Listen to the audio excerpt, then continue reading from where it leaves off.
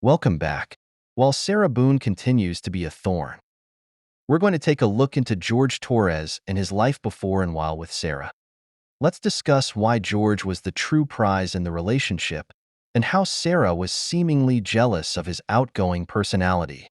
Why did George keep going back to Sarah? We'll take a look at some text messages. For a view into the tumultuous relationship, George was restarting his life in Florida after moving from Philadelphia and divorcing his wife. Working part-time, he was the outgoing one in the relationship. Neighbors report George was always outside playing with Lucas riding bikes. George was even the true artist. He loved underground graffiti, drawing and airbrush art, and he loved music. George was a family man, from a two-parent household with parents that were married over 20 years with 10 children. On top of having a family of his own with 3 beautiful children, being a father to a special needs child and navigating his way through a new divorce. When George came to Florida after his divorce, his plan was to start a new life and his family was there to support him, but then he met Sarah. You met George Torres before you got the apartment? Yes. Okay. And you met him at a bar across the street from the marital home? Yes, we had a mutual friend there. Were you introduced? Yes. All right. How did you and George get along when y'all first met? Very well. It was strange how quickly we hit things off and had so much in common, and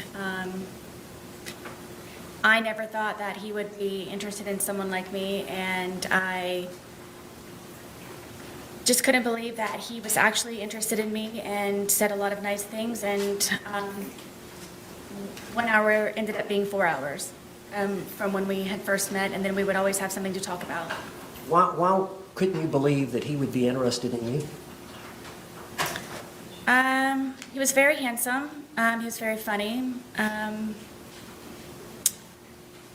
He was smart, and I would show up in workout clothes and disheveled hair, and I guess I kind of felt broken from being in the process of the divorce that he knew about. But then one of the things that we could relate also was the fact that he was here in Florida because he had just been divorced from his second wife. So that was another topic that he and I could compare notes on. Okay.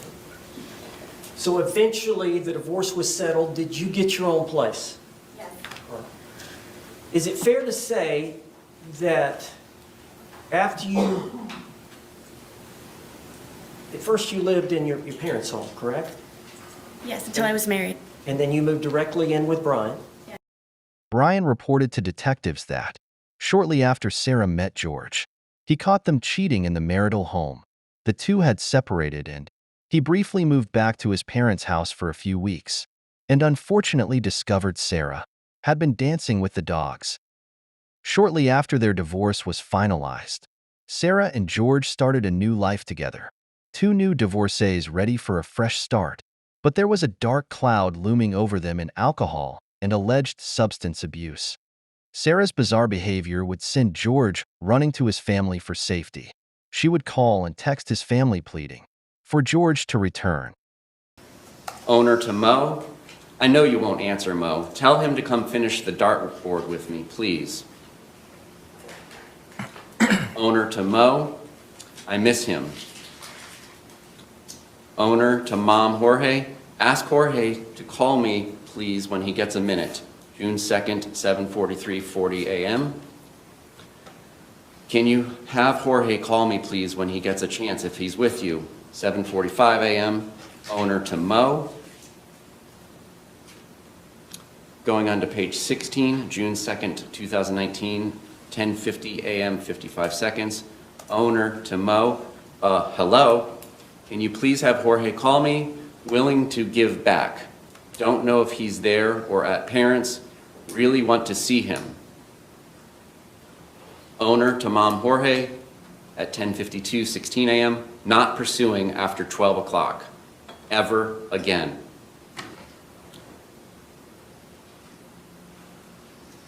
(12:19 p.m., 23 seconds). Owner to Mom Jorge. Please call. Come over. I'll come get you. Come over, please. I need a super hug. Hugs, please, need, you. 6:23 p.m. Owner to Anna. He doesn't live here anymore. Call parents or Mo, in response to an incoming phone call that was made at 6:10 p.m. 54 seconds from Anna to owner. Entries 9803, 9804 in the PDF timeline, June 2nd, 2019. Image 0092.heic, capture time 6:33:01 p.m. Image 0093 HEIC, captured 6:33:26 p.m. Publishing from attachments.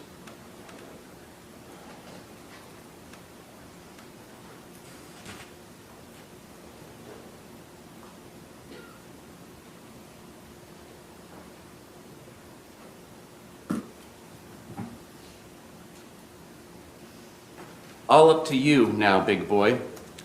And for the record, those images were sent to Mom Jorge at 6:34 p.m. 33 seconds. Look what you made me do. Or maybe your mom will for you. Response from Mom Jorge to owner, wow, that's really childish. Owner to Mom Jorge, but effective. Mom Jorge to owner, yeah, I see what you are doing. Did Lucas leave? Owner to Mom Jorge, I'm watching shadows, be gone for good, minus birth certificate. Mom Jorge to owner, okay, cool, enjoy. Owner to Mom Jorge, am, nice, you're not. And nice was from Mom Jorge to owner. Going on to page 17, this is still June 2nd, 2019. Mom Jorge to owner, yes I am. You are not though. Owner to Mom Jorge, to who? Your mom, brothers? Not me. Mom Jorge to owner, to everyone. Owner to Mom Jorge, but me. Mom Jorge to owner, I love you. Owner to Mom Jorge, I'm going out at 8. Get dressed. I've given you since noon. Peace out, Boy Scout. Mom Jorge to owner, I'm coming over with a handle. I was helping Pop all day cut grass. Owner to Mom Jorge, yay you. Getting in the shower then out. Bye-bye. Perhaps this is how George often fell into Sarah's trap. After a breakup, she would beg him to come back over, just to call the police and get him arrested again. All part of her documentation, to prove he was a bad guy, and she was a helpless victim. Although George had the support of his family, they soon grew tired and wanted him to leave Sarah for good. George was friendly and social. He had lots of friends at work, which Sarah tried to sabotage by calling his boss and getting him arrested. He had plenty friends on Facebook, which also was revealed during trial, made Sarah very jealous. She considered it cheating, which is most likely why he didn't have a phone. Here are some cryptic messages posted from George's Facebook, and some really mean, inappropriate text to George and his family on Christmas 2 months before he passed away. Which would have been 6:07 p.m. 30 seconds on Christmas 2019. It indicates that it's from a contact named Mo. Is that accurate? Then the contents speak for itself. Going down to 16522, an outgoing instant message at 11:31 p.m. 57 seconds on Christmas 2019. What is the content of that communication? The content of the message is hide and seek, I shall.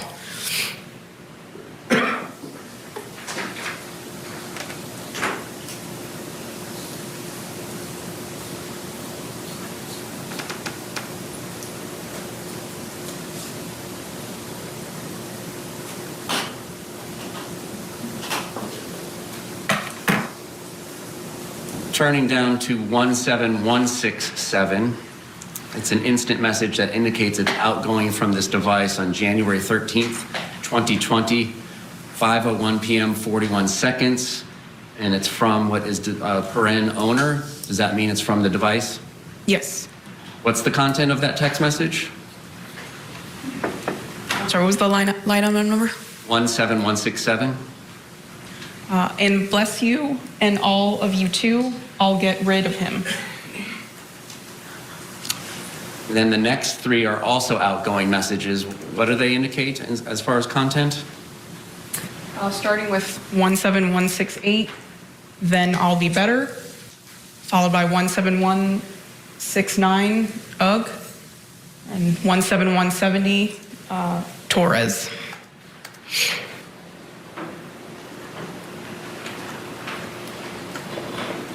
Mo was one of George's siblings that tried to give Sarah a chance, but she took advantage of that friendship by starting fights between the brothers.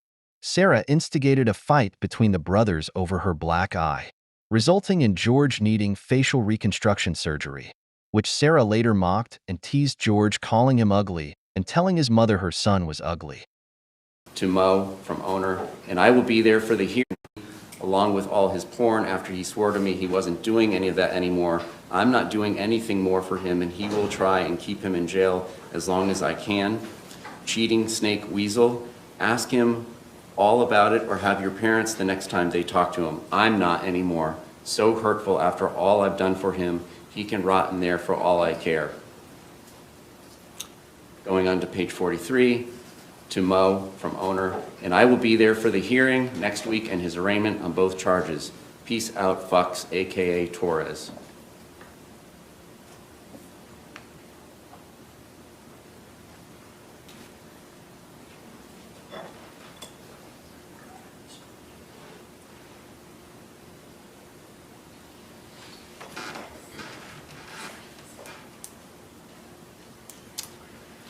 Same page 43, from owner to Mo, 6/26/2019, 9:59:14 p.m.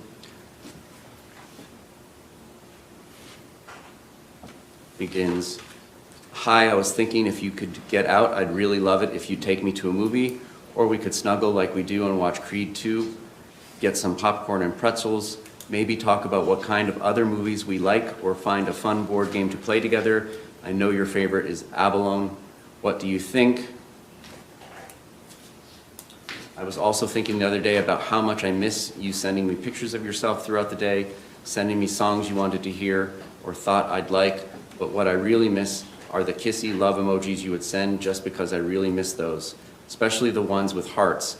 They'd always... Mo would eventually commit a horrible crime that took the life of the mother of his child, and somehow, in a bizarre twist, Sarah believes that absolves her from the crime that she herself has committed. Lies more than once.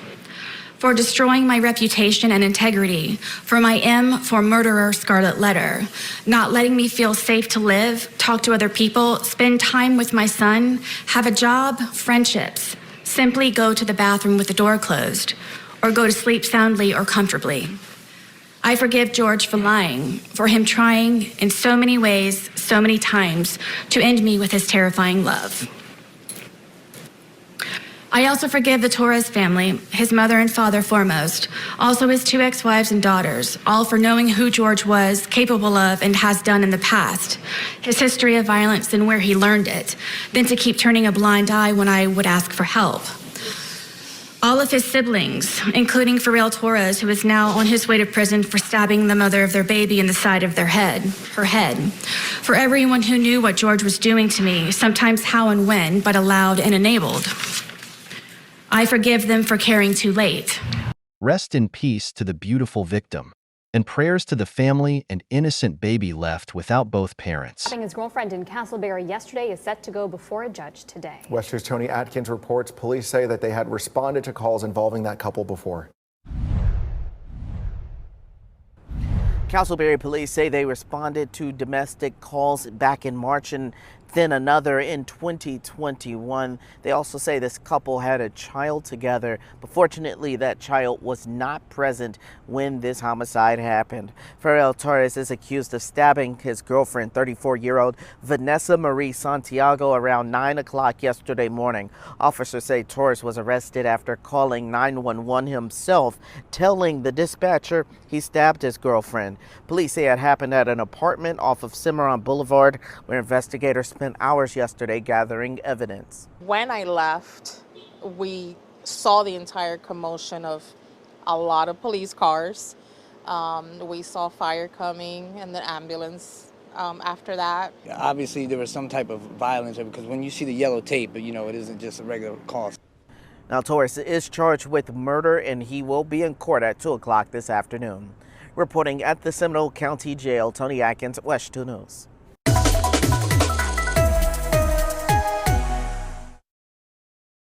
What a senseless tragedy. Sarah tried many tactics during trial to avoid responsibility. But no amount of wordplay, bad hair, incompetent attorneys, or snack request could deter what she did. By herself in apartment 3, that dreadful day. It's almost like her plan to get rid of him would have worked if she knew what to say and how to say it, kind of thing. What a horrible way to insult a grieving mother. It seems like Sarah was envious of the love and support Jorge received from his family. Up until the final day of sentencing, his brother wore his Ace Hardware shirt to court to pay respect. Let's get back to Sarah's bad choices.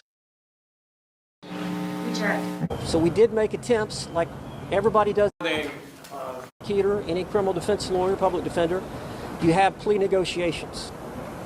So there were attempts to settle it. I was kind of like a mediator. Regarding the plea offer, it's not just 15 years in the Department of Corrections. That is an offer predicated on a particular circumstance. Coming to court and saying, I am responsible for George Torres's death, and I accept the punishment. And because that consideration was never given in this case, the offer of 15 years in no way represents what this case is worth, or what George Torres's life is worth. Court pronounces sentence as follows.